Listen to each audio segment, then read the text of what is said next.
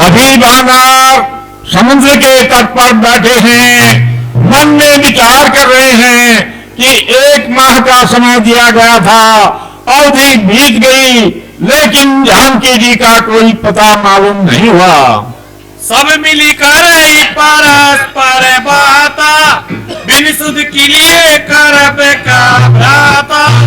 तब सब आपस में बैठ करके विचार करते हैं कि हे भाइयों, बिना सुधी लिए हम कैसे जाएंगे।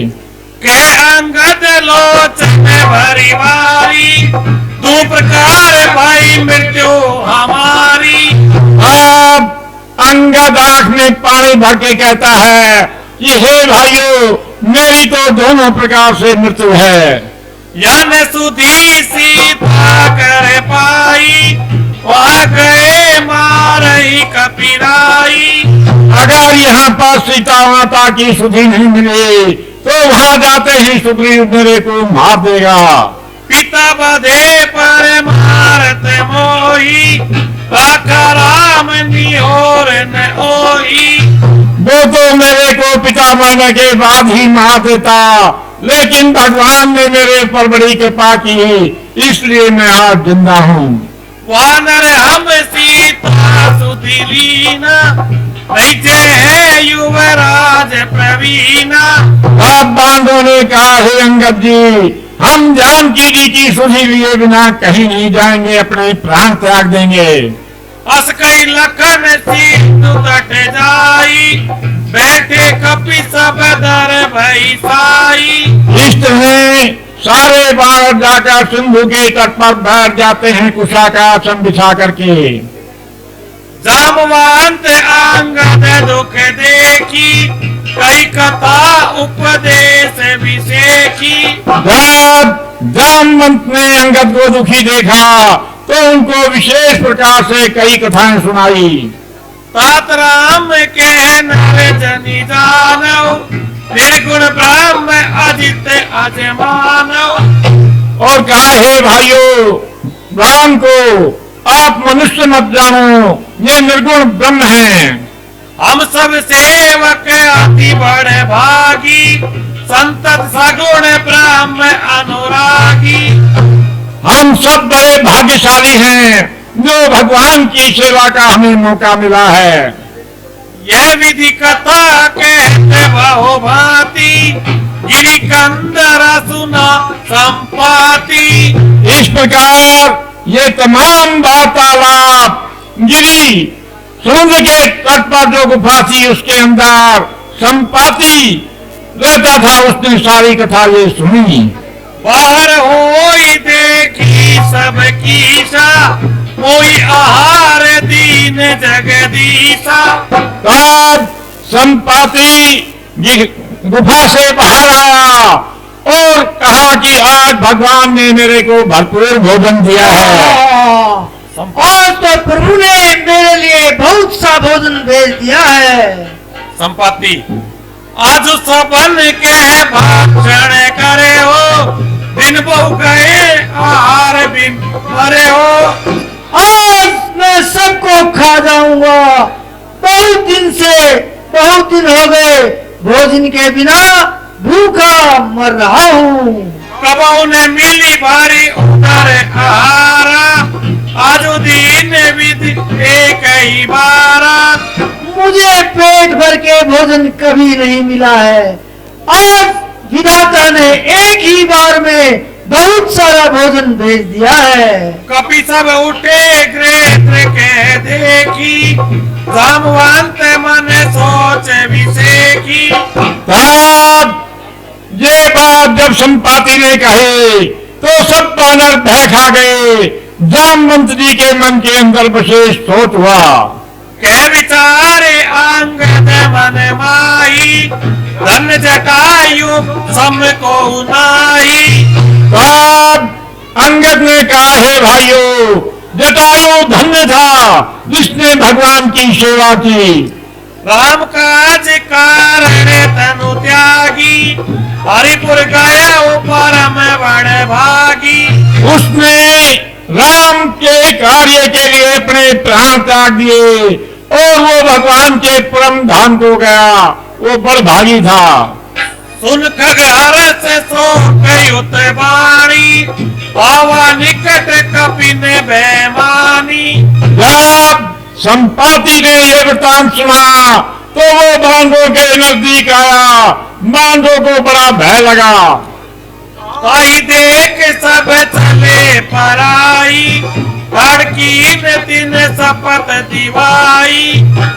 तब बानर डरकर भागने लगे तो संपाति ने उनको शपथ दिवाई और कहा, हे भाइयों, हे भाइयों, तुम जटायु को कैसे जानते हो? मुझे विस्तार से बताओ।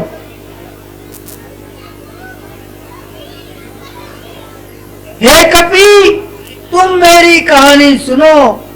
हे भाइयों, मुझे समुद्र के किनारे ले चलो। जटायु से मिलना चाहता हूँ। फिर मैं तुम्हारी वचन मत से मदद करूंगा। कोई चिंता मत करो। अनुज क्रिया करे सागर तीरा, कई निज कथा सुनाओ कपि वीरा। तब संपाति समुद्र के किनारे गया, अपने भाई को तिलांजलि दी और उसने कहा, हे भाई, मेरी कथा सुनो। हे भाइयों, मेरी कथा सुनो। हम दोनों भाई एक समय चांद में आकाश सूर्य के निकट पहुंच गए उड़ते उड़ते। हे भाइयों, जटायु सूर्य के तेज को सहन नहीं कर सकता और वह वहां से लौट आया। मैं बड़ा ही अभिमानी था, सूर्य के निकट पहुंच गया। हे भाइयों, अत्यंत अपार तेज से मेरे पंख जल गए और चीख मारकर मैं जमीन पर गिर पड़ा। हे भाइयों, वहां एक चंद्रमा नाम के मुनि रहते थे। उन्होंने मुझे देखकर बड़ी दया की। हे भाइयों, उन्होंने बहुत प्रकार से मुझे ज्ञान सुनाया तथा मेरे अभिमान को दूर किया। हे भाइयों, उन्होंने कहा कि त्रेता युग में साक्षात ब्रह्मा मनुष्य शरीर धारण करके आएंगे और उनकी पत्नी को राक्षस राज हर ले जाएगा और उसकी खोज के लिए प्रभु दूत भेजेंगे। उनकी पत्नी, उनकी भार्या तो तुम पवित्र, उनके छूने से तुम पवित्र हो जाओगे और तेरे पंख फिर से उग जाएंगे। तू चिंता मत करना, उन्हें सीता का पता बता देना। यह कहकर मुनि अपने आश्रम को चले गए और मुझे ज्ञान प्राप्त हुआ। सदा राम जी का स्मरण करते मार्ग देखता हूँ। हे भाइयों, उनकी वाणी आज सत्य है। त्रिकुट ऊपर बस लंका, तेरे रावण सहज असंका। हे भाइयों, चित्रकूट के ऊपर लंका बसी हुई है।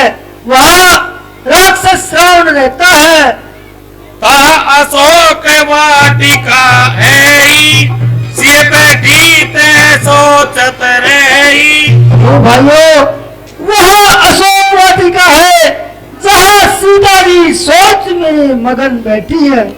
मैं देखो तुम नाही ने दृष्टि अपार, बूढ़ो भयो न तु करे तेओ, कछुक सहाय तुम्हार।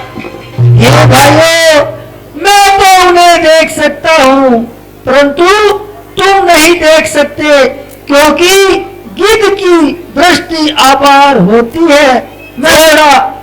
मैं बूढ़ा हो गया, नहीं तो आपकी सहायता जरूर करता। जो लांघे शतयोजन सागर, करे सो राम काज मति आगर। हे भाइयों, जो 100 योजन समुद्र लांघ सकेगा तथा बहुत निदान होगा, वही यह कार्य सिद्ध कर सकता है। जो कोई करे राम करेगा जो, यही समझाने आने नहीं आजो।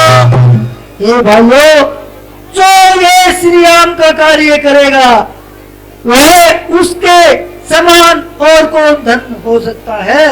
मोहि विलोक की धारा मन धीरा, राम कृपा कस भय शरीरा। तब जामवंत ने कहा, देखो मेरे तरफ देखो, मेरा शरीर कितना स्वस्थ हो गया है, मेरे पंख भी आए हैं। पापी उजा करे सुमिरण करे ही, अति अपार भव सागर तरे ही। पापी भी जिनका सुमरन करते हैं वो सहज ही में भव सागर तर जाते हैं। अस कई उमा गृह जब गए हो, सबके मन अति विस्मय भय हो। शंकर भगवान कहते हैं, पार्वती ऐसा कहकर गिद्ध जो था पंख उड़ने से लगने से उड़ गया, और सबके मन में, बांदों के मन में बड़ा आश्चर्य हुआ। निज निज बल सब का हो भागा, पर जान कर संशय राखा। अब तमाम बानर अपना अपना बल बखान करते हैं, लेकिन 100 योजन का समुद्र लागने में कुछ भय मानते हैं। अंगद कहा जाऊं मैं पारा, जिस संशय कछो फिरती बारा। अब अंगद ने कहा, हे भाइयों, मैं पार तो जा सकता हूँ, लेकिन वापिस आने में मुझे संशय है। जामवंत कह तुम सब लायक, कि निपट वो सब ही कर नायक। तब जामवंत ने कहा, हे अंगद जी, आपको कैसे भेज सकते हैं, आप तो सबके नायक हैं। पति सुनो हनुमाना, चुप साधी रहो बलवाना। तब जामवंत ने हनुमान जी को कहा, हे हनुमान जी, आप चुपचाप क्यों खड़े हो, आप तो बड़े बलवान हो। पवन तने बल पवन समाना, बुद्धि विवेक विज्ञान निधाना। आप पवन के पुत्र हो, पवन के समान आप में बल है, बल बुद्धि और विद्या के निधान हो। कौन सो काज कठिन जग माई, जो नहीं ताते हो ये तुम पाई। ऐसा जगत में कौन सा काम है जो आप नहीं कर सकते। राम काज लगी तब अवतारा, सुनी कपि भया पर्वताकारा। और कहा, तुम्हारा तो जन्म ही राम के कार्य के लिए हुआ है। ऐसा कहते ही हनुमान जी का शरीर पर्वत के समान हो जाता है। कनक वरण तनु तेज विराजा, मानव अपर गिरि कर राजा। हनुमान जी का सोने जैसा वजन है और इतना विशाल हो गया जैसे पहाड़ों का राजा हो। सिंहनाद करी बारही बारा, लीले लांगो जल निधि खारा। तब बार बार हनुमान जी गर्जना करते हैं और एक ही छलांग में लीला लांघने का, समुद्र को लांघने का बात कहते हैं। सहित सहाय रावण ही मारी, आनो यात्री कोट उपारी। बोलोगे हनुमान जी? तब हनुमान जी ने कहा, हे भाइयों, मैं एक ही छलांग में पार करूंगा और त्रिकूट को उठा करके नष्ट कर दूंगा। जामन जी, इतना कर उतात तुम जाई, सीते देखी कहो सुधि आई। तब जामवंत जी ने कहा, हे हनुमान जी, तुम बस इतना ही कार्य करना कि सीता जी की स्तुति लेकर के आना। तब निज भुज बल राजीव नैना, कौतिक लागी संग कपि सेना। तब भगवान राम अपने बल से बानरों को साथ लेकर के भव बेसज रघुनाय यसे, सुनई जिनर अरुणा। दिन कर सका सकल मनोरथ सिद्ध करे त्रिपुरारी। अब हनुमान जी ने कहा, हे भाइयों, तुम मेरा यहाँ धैर्य पूर्वक इंतजार करना।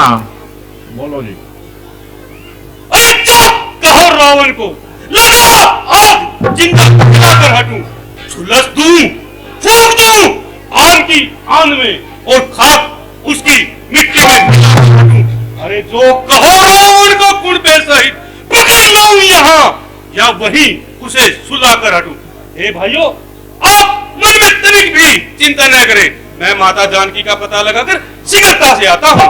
बोलो भगवान रामचंद्र की, बोलो हनुमान जी महाराज की।